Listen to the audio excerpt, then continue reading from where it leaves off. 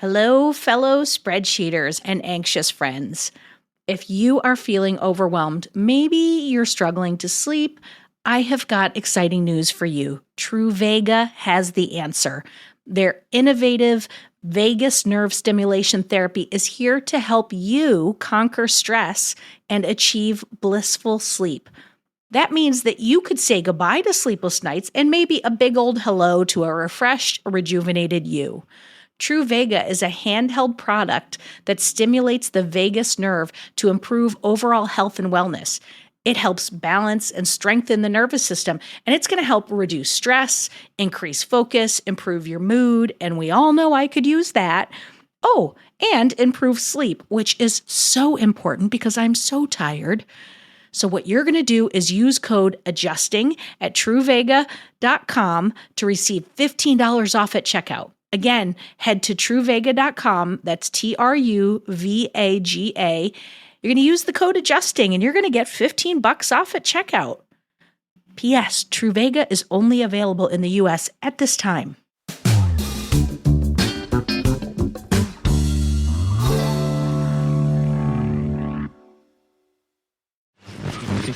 Edit audio. In my career, I have been an expert at getting in my own way. I've undersold myself.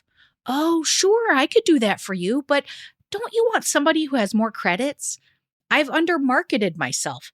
Hey, I have a show this week. If you want to come, you're probably busy. I know it's too much for you. You know what? Forget I said anything. Anyway, how are you? I've told people to pay me less. I literally just took a writing job from a work friend and said, oh, sure, yeah, that money's great. But really, why don't you just wait to see what I write for you? And if you don't like it, you could just pay me less. I've rarely asked for any help, even from people who have offered. Look, I've done a crap ton of work on doing less on all of the above. But sometimes, usually at 3 a.m. when my feet are twitchy and I can't sleep, I wonder, if I had gotten out of my own way sooner, where would I be? Hello, everyone. I'm Robin Hopkins, and this is Well Adjusting, where I talk to people about life stuff, but not in an NPR way. It's more like we're at the bar, having cocktails, getting into your business sort of way. It's giving drunk NPR. Oh, and producer Steph is here too. Hello. Today, we chat, well, when you get in your own way. Hello, everyone. I have to tell you, I am so excited to be sharing this interview with you all. Today's guest is Becky, though I call her Bobby because of that time she got the Demi Moore ghost haircut. I've known her since college, and we've been laughing and arguing and drinking and confiding in each other and trying to be successful at our dream jobs ever since. And we have both spent a lot of time getting in our own ways. So I say, without any more rambling from me, let us see if we can get in there and get to the bottom of this problem. My name is Becky Viduccio. I'm a comedian and a writer. I am also a chef, chauffeur, therapist, life coach. I'm a mom, risk assessment manager, but mostly a comic and a writer. I would like to talk about the idea of success and getting in your own way. I love that. So to give the full disclosure that we know each other since college, since we were like, I was 17, you were 18, I'm totally younger. And we have seen each other through many, many different phases of our lives. And where it is now, we both have kids and we're both very busy and we're both going after careers and we're both like hustling, trying to make careers happen. And we end up going out to dinner. And what often happens is she says she has a problem and then I start yelling at her because we're 3 drinks in. Yeah. Like, so this was a natural like extension of our conversations. Yes. You're always yelling. I do yell a lot. So tell everybody a little bit about the path because you had kids in the middle of it. So it's that can sidetrack. So I was doing stand-up pretty badly, as you are new. And then I got pregnant and I did comedy throughout my pregnancy. And I was doing all this shtick about being pregnant. And the hemorrhoids. Yeah. I was like, here's my ventriloquist act. Then Mommy, let me out of here. And then I ended up doing comedy 2 weeks before I was due, hugely pregnant on stage, said a joke. I remember the joke. It's a stupid joke. Should I tell it? Totally. Okay. It's people always ask me if I want a boy or a girl. I just look at them and I say, I don't care what I have as long as it's good looking. Oh. And I know it's terrible. So stupid joke. And then 2 weeks later, my baby died. Mm-hmm. So Robin knows this. So I had a full-term stillbirth, a son. He was born the day before my birthday. And I just stopped doing everything. And I didn't just stop doing everything. I stopped doing everything for 12 years. So talk about sidetrack. I don't know why I felt I had to take so much time. I think I felt like I wasn't allowed to have everything at once. I felt like I should concentrate on being a mother because that became my most important goal. Well, it makes sense why you would do that. Yeah. So success to me changed to being like, I need to have a living child. Like that would be success. And then I did. I had 3 of his siblings. And once I did that, I was like, okay, you got to concentrate on being a great mom. And I just didn't do anything. I didn't do improv, stand up. I didn't write. I just felt like, I don't know if I'm that person anymore. I don't know if I can get back to that. And then everyone, including you, were like, why can't you start doing that again? And I was like, I don't know. So I went to this improv school and I just wanted to start over and be anonymous. So I was like, I'm just call myself Barbara. I'm just like pretend I never did this before. And I started doing improv and it just like, I was like, I'm back. I think I'm back. Okay. So then talk to us a little bit about after that and it brings us up to now into the issue of like, chasing success and getting in our own way. Sometimes I'm like, I'm exhausted. Like, Yeah. I'm so tired of trying to be something. I'm like, can't we just be like the mom in Happy Days? Like, do we have to be? I know. Do we have to be everything? I know I wouldn't be happy just making pot roast, but Well, it does get exhausting, like when you are just running at something. Yeah.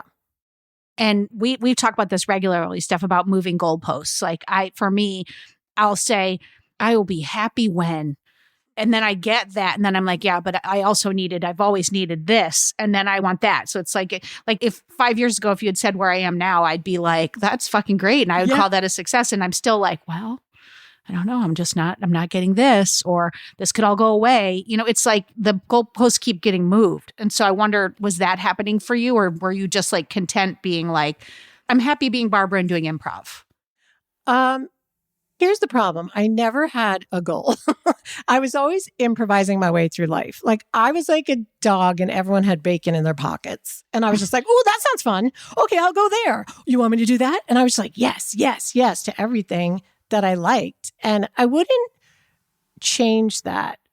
But I got sidetracked. So this is what I think happened. Can I tell you what I realized recently? This is something I realized.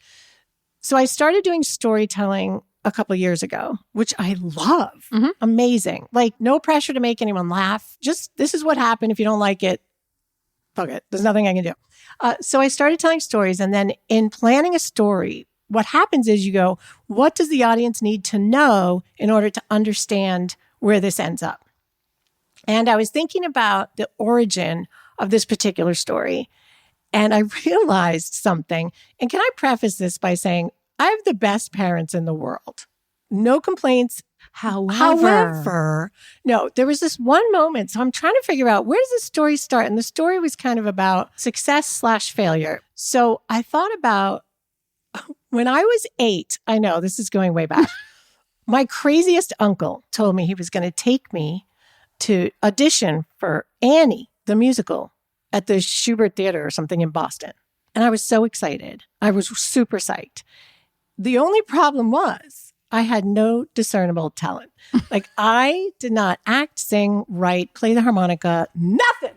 You were just going to go and be like, hi. No, I literally was like, cool, I'm going to be Annie. Like I know that song. So obviously, for obvious reasons, my parents being great parents, they were like, we don't want this humiliation to occur. So they told my uncle, you can't take her to the audition. But then they had to unexcite me. And I was upstairs ironing my red dress. I was like, this gonna come out tomorrow. And they were like, Becky, sit down. And they said, you're not going to the audition. And I was like, what? Why? This is my life. And they were like, there are kids who have been training for this their whole life. And my first thought was, they're 8. Like, how good could they be? Like, and then I thought, I really want to do this. And that kept pushing. And they go, here's the thing. And this was the moment. They said, we love you and we think you're beautiful and talented. We're just afraid that you're going to go out into the world and other people won't. Oh, shit. And they didn't mean it like that. Like, they didn't mean it to be so impactful. And we know as parents, God knows what I've said. Oh, I can't even. Just even this week. Like, I've said something they're going to be in therapy for. Oh, yeah. For sure. But here's the thing. Somehow I realized in preparing the story for the stage, that's where it started, where I wasn't sure who I was or if I deserved to be places because I didn't do the work. Right. And I have a real thing about I didn't do the work. Right? And by the way, I have to say, what always ends up making me yell at you at dinners, you've had people who have been champions of yours and you've had opportunities that have showed up. Like you were on America's Got Talent. You've had these things that have come to you. And I always watch you having these opportunities and then hear you start to back off from them and say, I don't deserve it because, well, I didn't work the traditional route that other stand-ups do. I didn't do the 8 sets a week. I didn't do X, Y, and Z. And I'm always like, but it's fucking here right now. I'm going to start yelling. No, I'm not. She's starting to yell again. I just want the audience to know I am not yelling. Steph is going to be that. Steph is going to be like our like ding, ding, ding. Like, okay, you in this corner. But that's when I get like impassionately, because I'm trying to like smack you in the face a little bit and be like, Becky, doesn't matter if you did that or didn't do it. It's here and you have the talent to back it up. So that's part of the reason why I was like, I think we've got to do this episode because I think that story that you're telling is perfectly encapsulating that thing that has been in your face for your whole career. Yeah. It's not your talent because you're very talented. I mean, here's the thing. I'm not trying to play hum. I don't see what other people see. I don't think I've ever seen what they saw. I'm just who I am. You don't think about what you're doing or why you know something or why you're like you are. I just am like being myself, right? And I think when I look back, the jobs I took in my 20s and 30s were all in the supporting role of someone who was creative and successful. Like I, as you know, was the assistant to Ralph Fiennes, the English Oscar-nominated actor. Voldemort.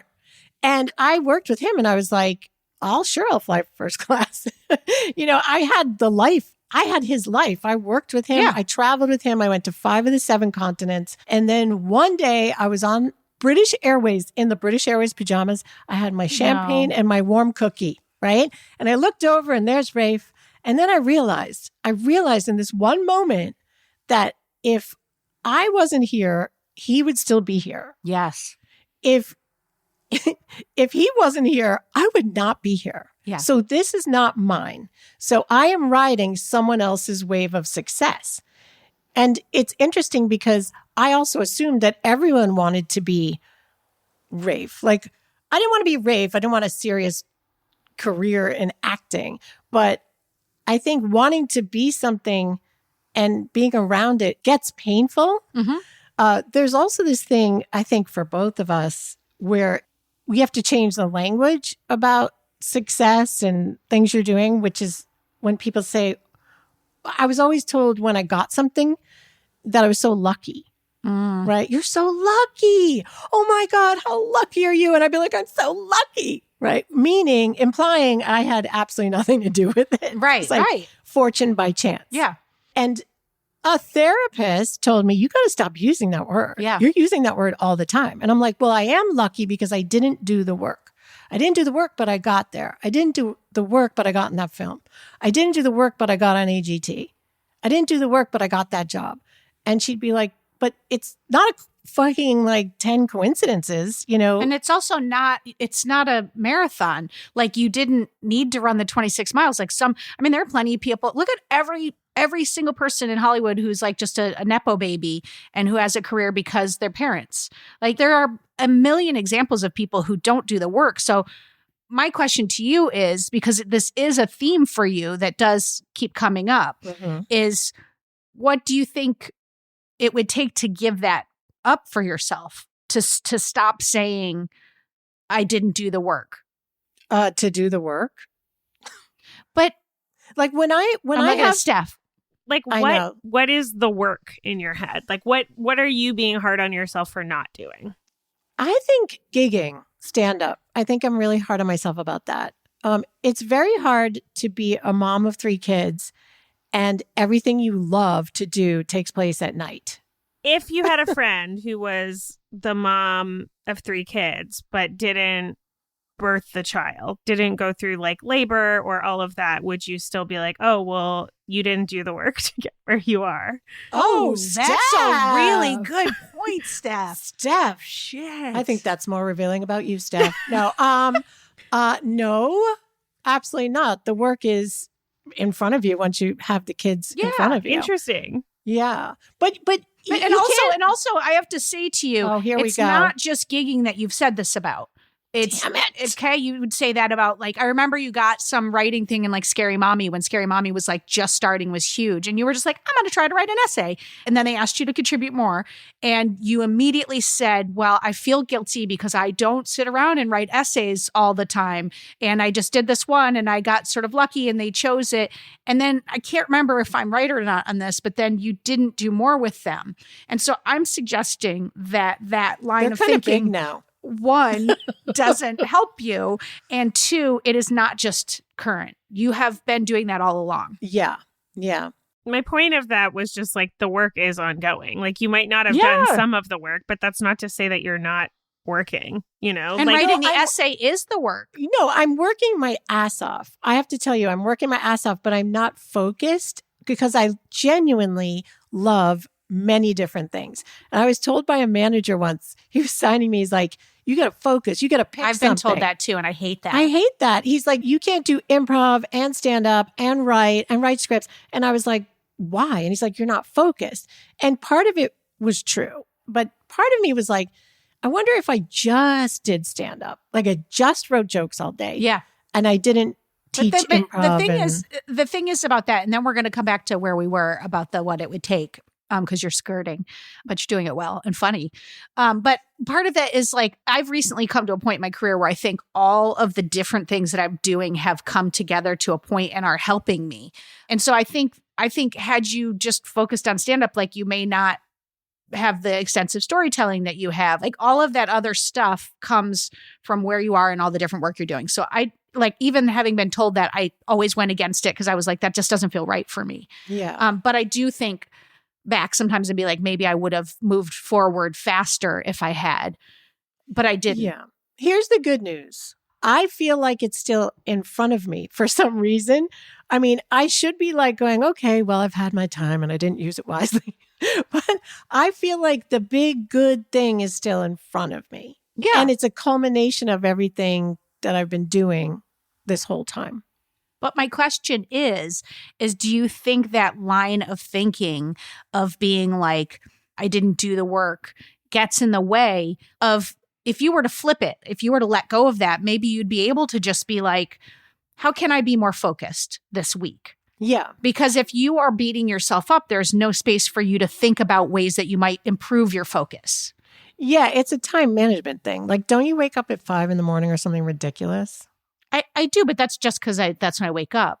But I mean, I have always been a time manager. Like in college, I wanted to play lacrosse. I still wanted to be able to go out and drink, and I still wanted to get the grades that I believed I should have. And I would have my days scheduled to the hour. Like I would be like, really? Oh my God. I had my little day planner, and I'd be like, I will work on such and such a class from 5 to 7. Then I'm going to Dimes and I'll be shit-faced. And then I'll be shit-faced. Scheduled those drunken nights out with me? No, I was scheduling around the drunken nights. You did those really well, by the Thanks. way. I was so good at that. Yeah. And then I would be like, I know I can't stay up late because I'm drunk, so I'll get up early and then I'll finish work on X, Y, and Z. But I was scheduled to that extent. That's amazing. I wasn't like that at all. I was But I'm not saying that you have to be that. But I am saying what I know is when I'm beating myself up about something, I'm certainly not taking next steps towards helping myself. no, and I'm not beating myself up. I do need more balance. I don't have that. It's all over the place. And part of it is that the kids are my priority, not like, oh, you're such a great mom, but the kids are my priority. They always will be the priority. It's also at the detriment of myself. Also, is it that if I make them the priority, I don't have to do stuff and put myself out there? I don't know, Robin. Right. I'm just hearing like two things, and I'm honestly like, it's in my brain and I don't know if I can articulate it properly, so I'm going to try. But I hear that on one hand, you're like, my kids are my priority. I'm doing a lot. I'm doing like almost too much, and it feels like a lot. But then on the other hand, I feel like I'm also hearing you say that maybe there's like a part of you that feels like you don't deserve a lot. You are hearing that because that is happening, Steph. Oh, no, I totally, Steph. I totally don't think. Okay. I just want to totally. make sure both are true. You do wild pendulum swings between the two things. There is this there's like a duality that can exist, like you can be both lucky and also deserving, or like lucky and hardworking. Like both of those things are true. And you can also be someone who stays hungry for new opportunities and new things to create while also feeling satisfied by what you've done.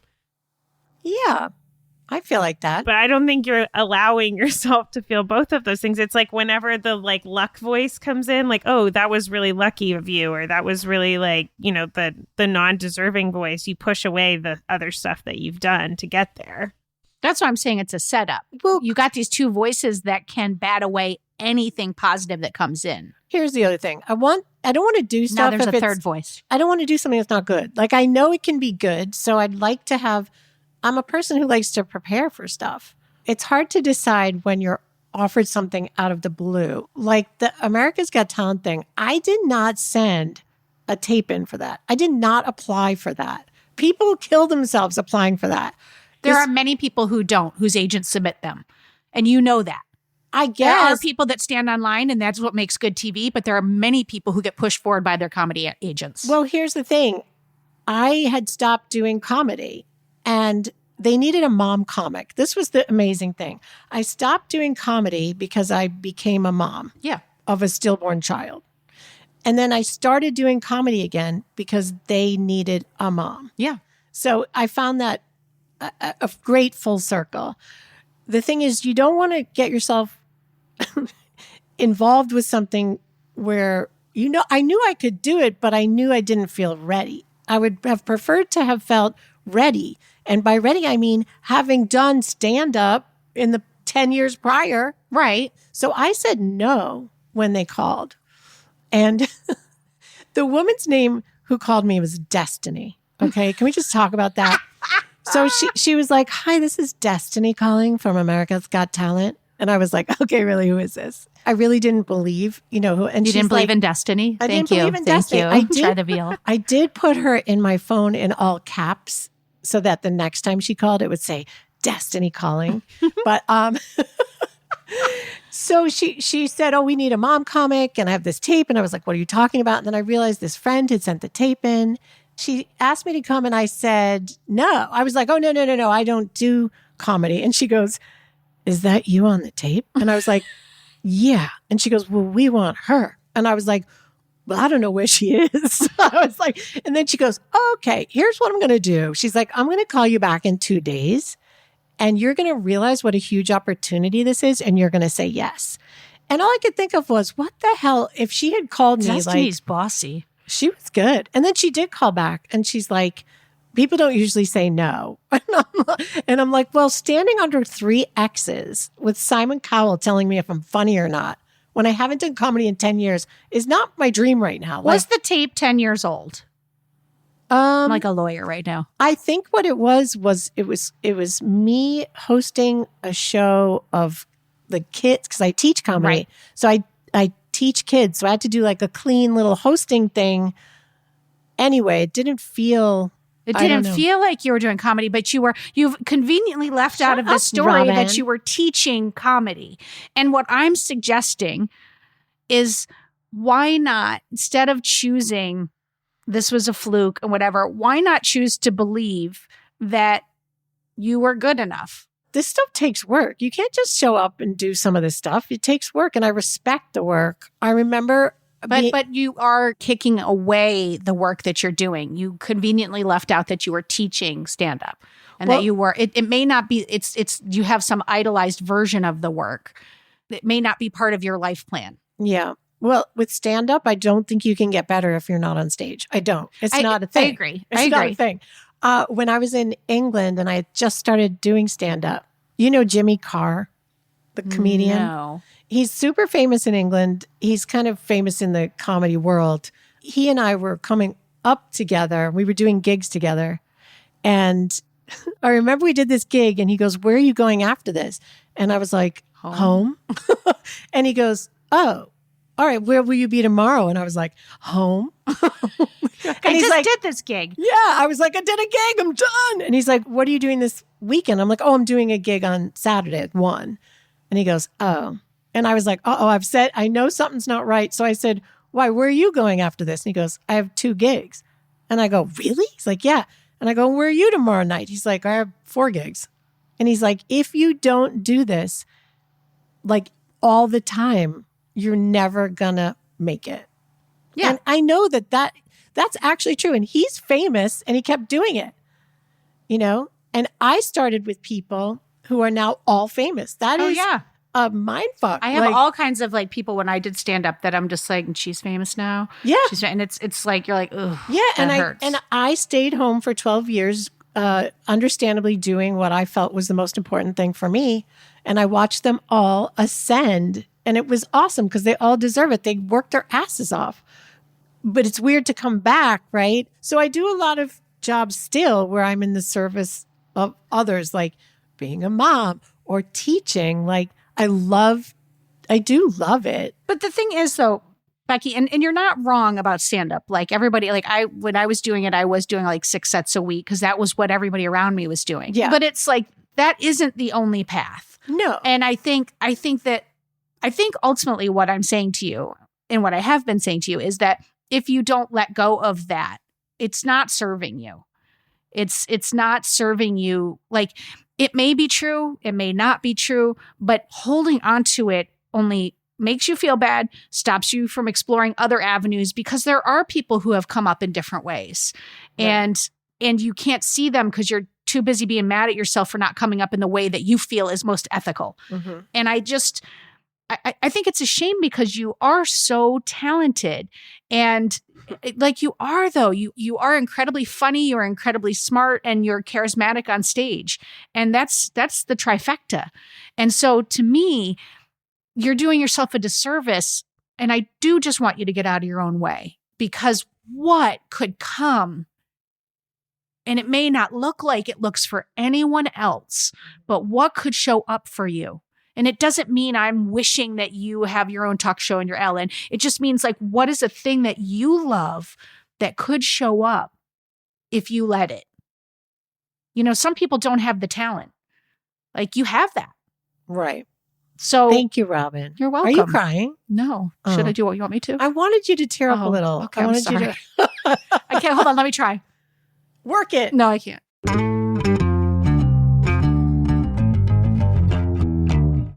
All right, people, raise your hand if you have ever been personally exhausted by email, right?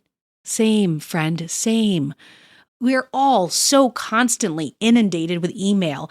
And if you're like me, going through your inbox becomes less about responding to everything and more about just finding a way to keep tabs on the messages that really matter, you know, like the ones from the school telling me my kids are in trouble that I get all the time. Anyway, that's where SaneBox comes in. Think of it as an EMT for your email.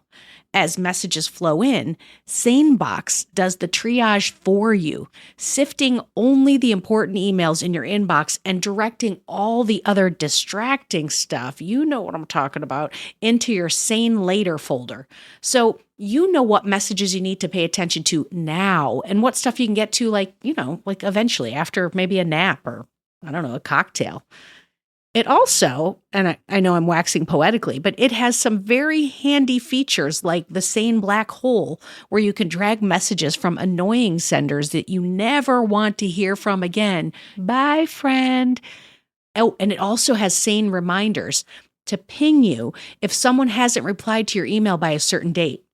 I mean, nothing like having to follow up on your follow-up, am I right? All right, best of all, you can use SaneBox with any email client or phone anywhere you check your email. I mean, come on. See how SaneBox can magically remove distractions from your inbox with a free 2-week trial. That's a deal. Visit sanebox.com/well today to start your trial, and you're going to get a $25 credit. That's sanebox.com/WELL. Go ahead, folks, get it.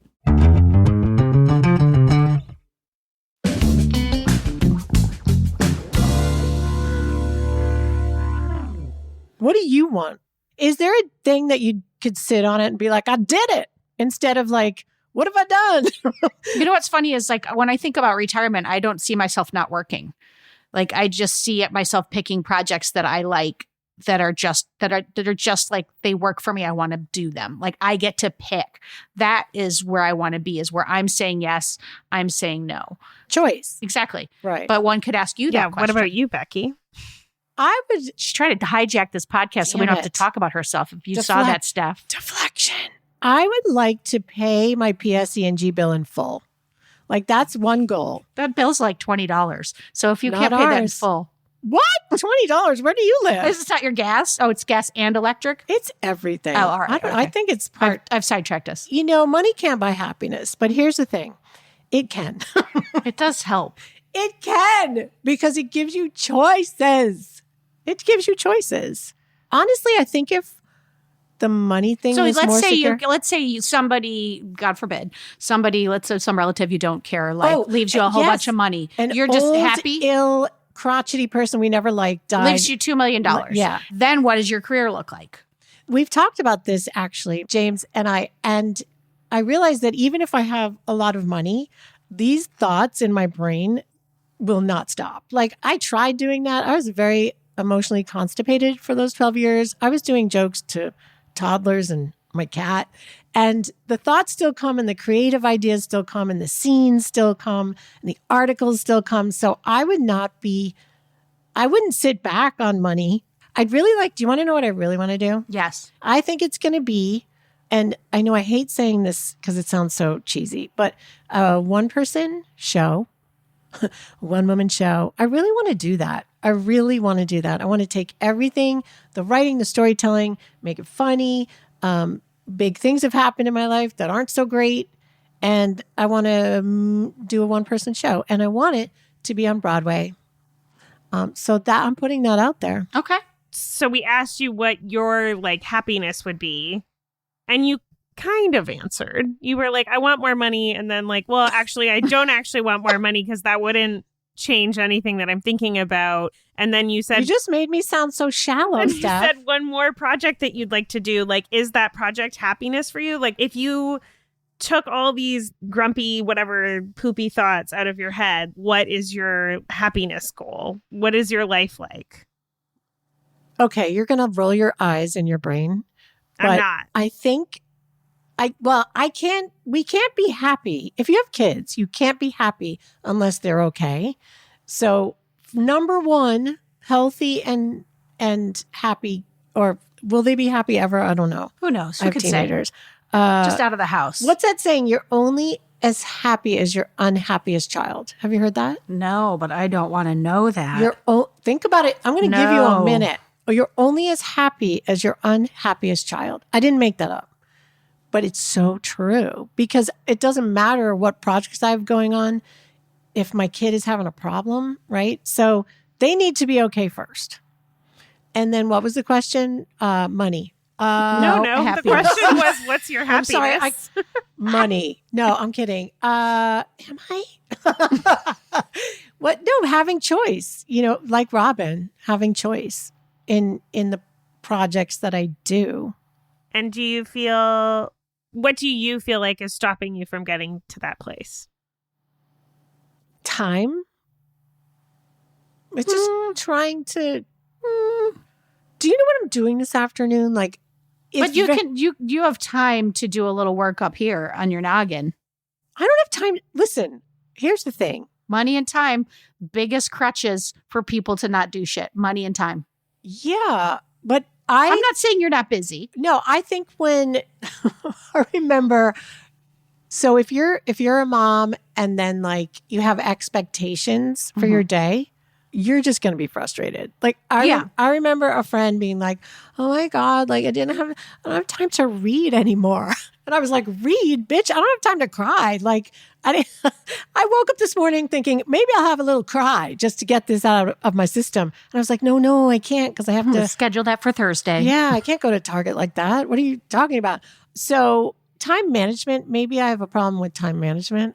But at the same time, I think I genuinely have a lot of demands and I don't know how to put myself first. Yeah.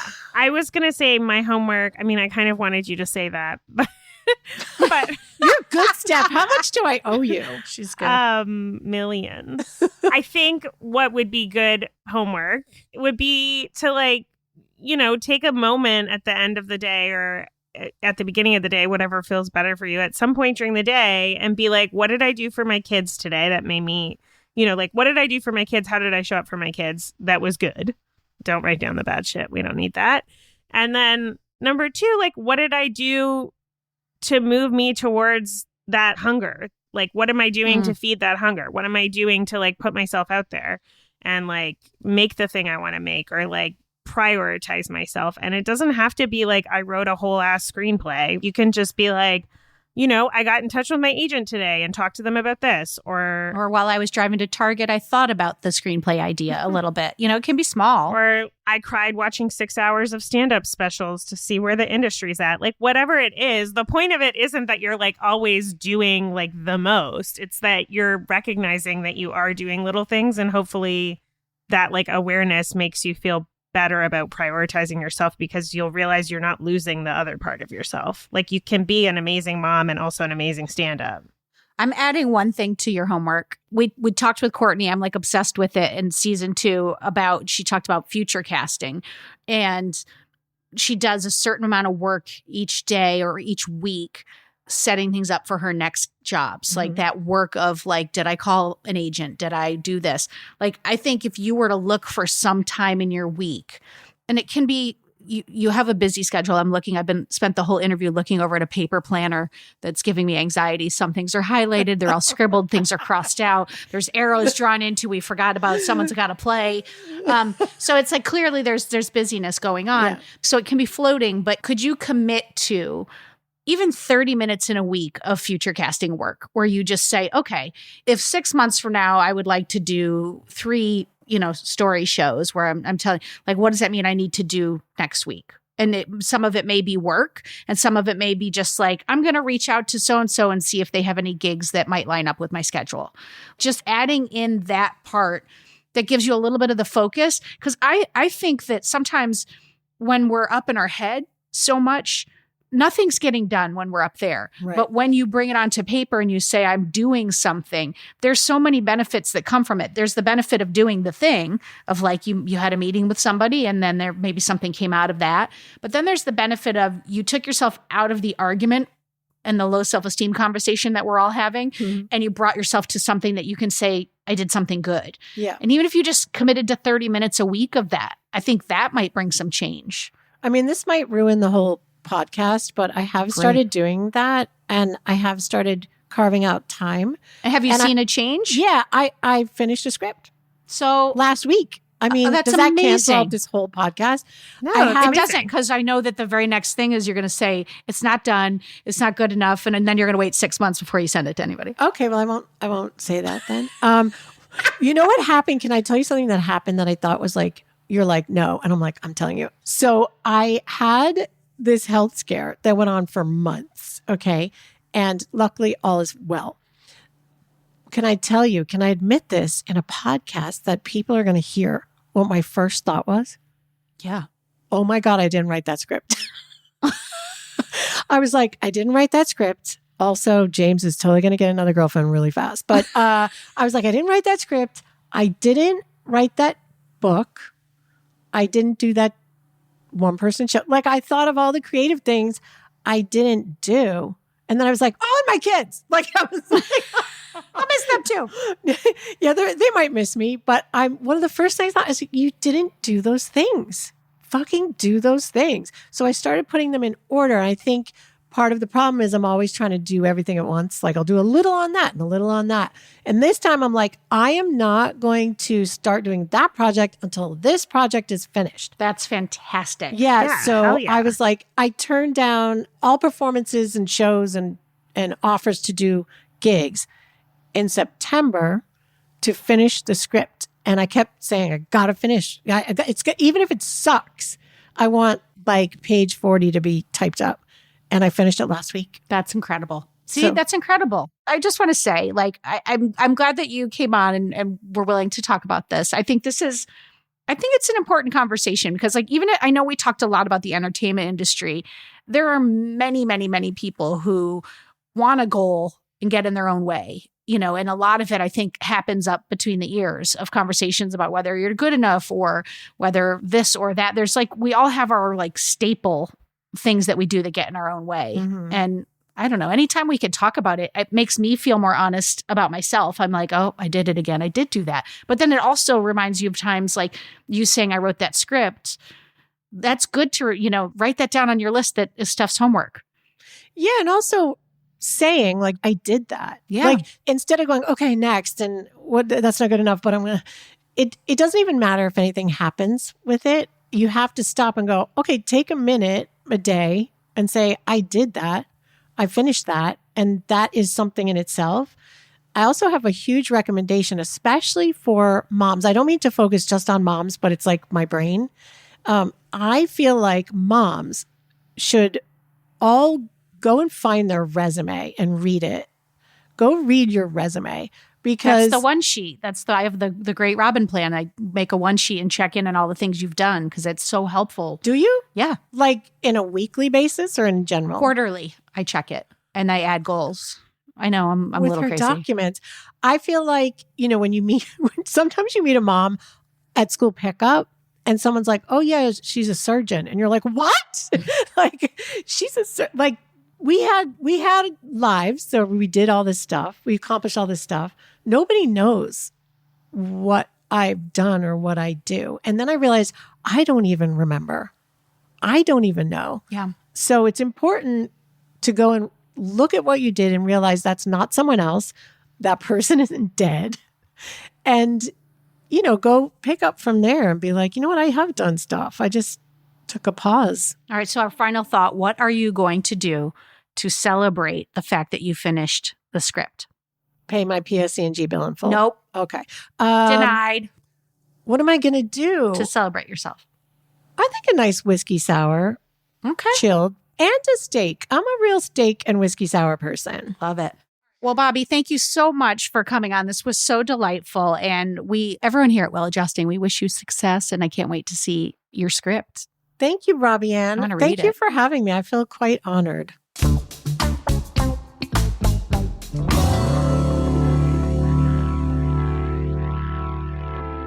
So, we just spent a lot of time talking about all the ways we don't think we're successful, all the goalposts that we move, all the wins that we gloss over while, panicking about the next objective.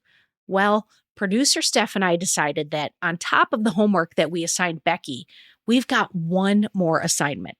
Yep, that's correct. But listen, it's simple, all right? We want a moment of celebration of Becky's wins and her work. And a simple way of celebrating a win, it can be to look back on how good you really were. So, Becky, Bobby, here is a little look back at you. on stage doing the thing. Even though you say you don't put in the work, we've got proof that you do. So I am telling you to take this in. And for the rest of us, here's a few minutes to just laugh and laugh and laugh, because there is never a moment when we don't need more laughter. Hit it, Becky. I have a 13-year-old daughter. We had our first peer pressure conversation. It was so made. Yeah, I know. I was like, what are you going to do if someone offers you drugs or alcohol? She goes, don't worry, Mommy. I'm just going to say, no, thank you. I can't have that. I'm pregnant. Am I doing something right or wrong? Right? Yes, that's right. I walked in on my 7-year-old son getting dressed today, and he panicked. He was like, Mommy, don't look, I'm naked. I was like, what do you mean, don't look? I made that. I'm sorry, I pointed at your penis there. Nothing like my 7-year-olds, just between us. I think we spoil kids these days. Who's with me on that? You know why? Because we're giving them too many choices. We're always asking them what they want and how they feel. I'm like, please, I'm from an Italian family. We didn't have choice when I was little, right? My parents used to take us shopping Italian style. They'd be like, how about these shoes? You like those shoes? Oh, you don't like those shoes? Okay. How about this? How about no shoes? How about this shoe? Right up your ass, God, my parents are losing it. Did you ever watch your parents try to send a text and think, how am I even alive? Oh my God, I'm getting older. Who's getting older in the room? Clap if you're aging. Why are you not clapping, sir? Who are you, Benjamin Button? I'll leave you with this. Here's how you know how old you are, by how many ologists you have, right? Like in my 20s, I had a dermatologist, that's it. Now that I'm in my 40s, I have a cardiologist, a pulmonologist, a gastroenterologist, and of course for my vagina, what do I have? An archaeologist. That is right. Thank you, guys. You're great.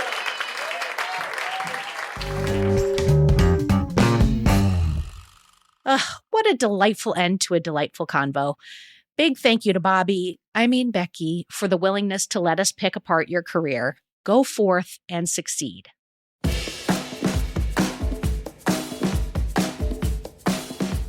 For more Robin, and you may need that, you probably don't need it, but if you do, you can follow me at Real Rob Hops on all the platforms, all the socials, as the kids today say. Well Adjusting is an Edit Audio original, exec produced by Steph Colburn and Robin Hopkins. Thank you to Maria Passingham, Kathleen Speckert, and the whole Edit Audio team.